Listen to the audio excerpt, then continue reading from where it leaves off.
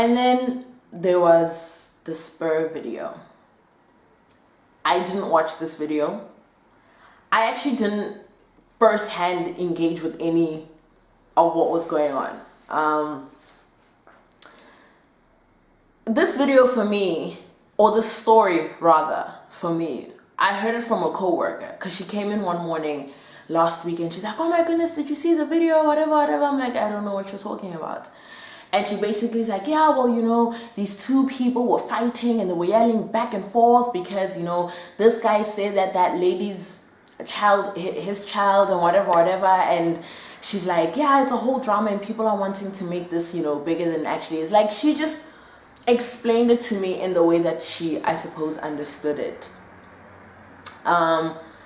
Now, when I went and I read about the story, you know, just to see how it developed, I see that Spur basically came out to say that after reviewing the CCTV, they realized that Lebohang, who's the mom, her version of the story and how it happened is accurate, you know, which leads me to believe that in the beginning, they probably didn't believe her or whatever it is, you know, and they probably thought that she was just equally to blame as this man who was just, you know, being irate with her. But they basically said that they watched it, you know, and her version of, you know, what happened is correct, and that this man basically grabbed her child in a violent manner, whatever.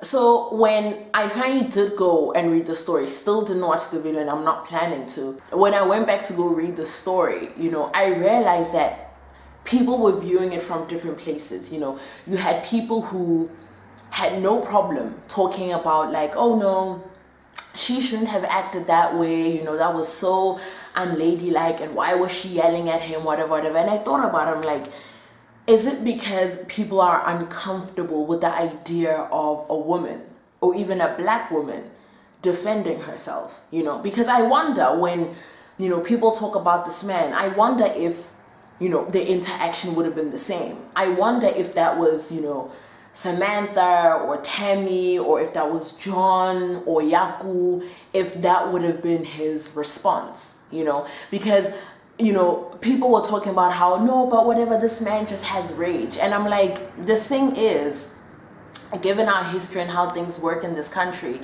it's a little too easy for me personally to always simply say a person has rage. So I had to ask the question, would the interaction have been any different? You know, and maybe the thing that irritated him and made him even more angry, you know, was the fact that how dare this black woman stand up and defend herself? I mean, I think about how we view things and how they happen in this country, you know, and how a lot of us, you know, have either seen, you know, aunts and uncles and parents and other elderly people, and how they've been talked down to by white people in this country, and the abuse that they've experienced at the hands of white people in this country, you know, physical and verbal, and how they've just not said anything, and it's just been, yes sir, yes ma'am, you know, without any type of standing up for themselves, you know. And maybe that's just what made this man so angry. Like, how dare this woman, a black woman, stand up and defend herself? Like, what is she talking about? Because when I went and I read the story, I realized that for me, the people who were saying all of these things and wanting to, you know, put respectability politics on it, I felt like they were missing the bigger picture and the importance of what actually happened, you know, because when I read about the interaction, I realized that that is a way that I would have responded as well. Only because I believe in defending myself, you know. If I'm a mom, you know, and someone is manhandling my child, or someone is saying this and this about my child, but you're not even coming to me with respect, just as a human being, you're coming to me with all of this rage and all this anger, and you think I'm just supposed to sit back, it's not going to happen. You know, and I saw people talking about like, oh, you know, what are they teaching their children, whatever. Here's the thing. I think if anything, those children are probably being taught that it's okay to stand up and defend yourself.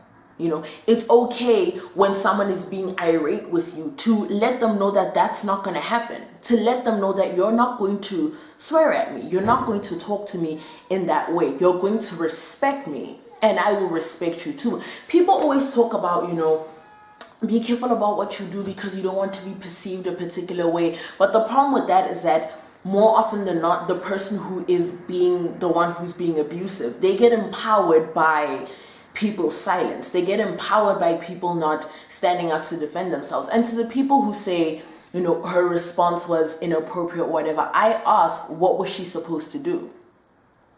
She was supposed to sit there, you know, and have her children see this interaction of this man yelling profanities and everything else at their mom, and for her to just sit and nod and be like, okay, thank you. I don't understand what it is that people expected. I mean, we always talk about, you know, treat people with kindness, treat people how you want to be treated. We talk about these things all the time. But in this regard, people somehow didn't get it. And again, I have to wonder, is it because this man couldn't stand the fact that here is a black woman who is saying no? Absolutely not. That is not how it's going to happen. The whole thing really is a mess. And I think it again speaks to how things are in this country and how things happen. You know, that things happen so much and people don't defend themselves. And this one, you know, in as much as people want to say it doesn't cut across racial lines, it would be, you know, it would make sense to say that if we lived in a society that didn't see things that way, but we don't. I mean, that's why you've got people on farms putting black people in coffins. That's why you've got people shooting black people and saying that they thought they were monkeys who apparently can ride bicycles. You know, it's like a couple of years ago at that university where those kids, you know, had dog food and pee and all sorts of things, and they were feeding it to black workers. That's why we have all of these things. It's our history, you know. So when something like this happens, for people to automatically say, no, guys, let's not make it racial, I'm like, how can we not? Because again, I have to ask that question, if it was someone else, would it have been any different? And I feel like, I think it would have. If that was John, that man wanted to engage with, I don't think it would have happened that way, you know. Or if that was Tammy or anyone else, I don't think it would have happened that way, you know. We can't ignore the things that, you know, are in this country and the very underlying things that we have happening in this country. We can't ignore them, you know. And it's like I said in a previous video of mine when I was talking about race and racism in this country, is that people very quickly want to just kind of not deal with things and everybody must just kind of get along without dealing with these issues. And then we're surprised when things like this happen and eventually it starts being a conversation about race. Because I don't know. I honestly don't know. I mean, if anything, I think Lebohang was incredibly brave. She was incredibly brave. In a time and in situations where black people are faced with all types of, you know, abuse, verbal, physical, all types of it, you know. And the amount of times that, you know, black people sit down and they take it, you know, because you don't want to lose your job, you don't want to be the angry black, you don't want to blow things out of proportion, you don't want to do any of these things, you know. So in order to keep the peace, you're the one who's silenced. Another thing that I saw with the whole Spur video was how quickly people want to decide victimhood, how quickly people want to say who doesn't deserve to be a victim.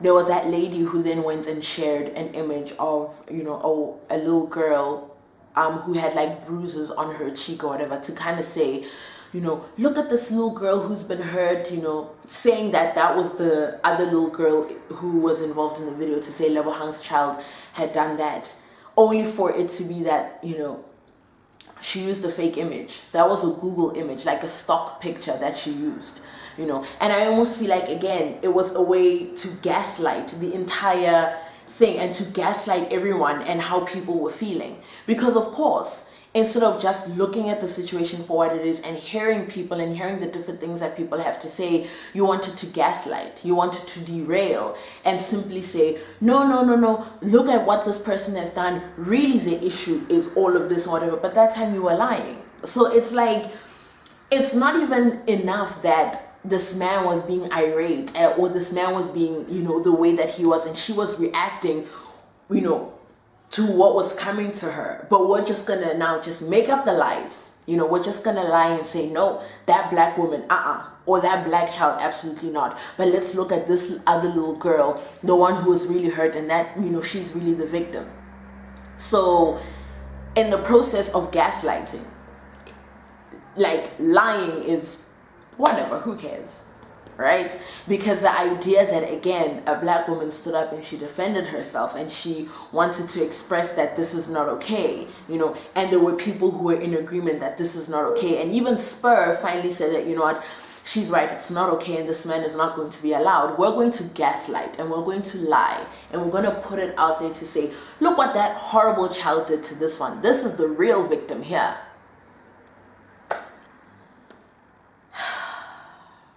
It's a lot.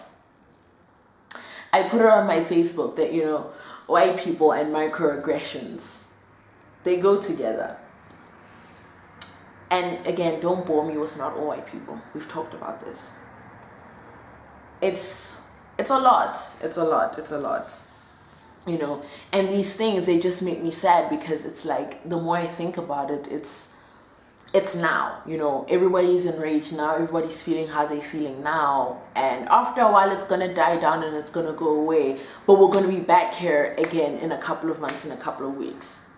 I don't know what the solution is. I don't, and I'm not sitting here proposing that I have one, but I think the starting point, or the first place that we need to look, is to look at the root cause and to actually examine what is it that causes these things to happen. Because I think all of these things that happen are symptoms. They're symptoms of a bigger problem, and for as long as all we're looking at is the symptom, then these are going to keep coming up. There'll be the penny sparrows, there'll be Helen Zille and her tweets, there'll be a number of different people. It's like that lady on Twitter shared a picture of, I think there were traffic officers and they were eating lunch. And she put that picture on her Twitter talking about, oh yes, our tax money, it's being so well spent. It's like, the idea of being at work and taking a lunch break is so ridiculous, that it just made no sense that these black men are going to sit here and eat, and it's wasting taxpayers' money. It's like,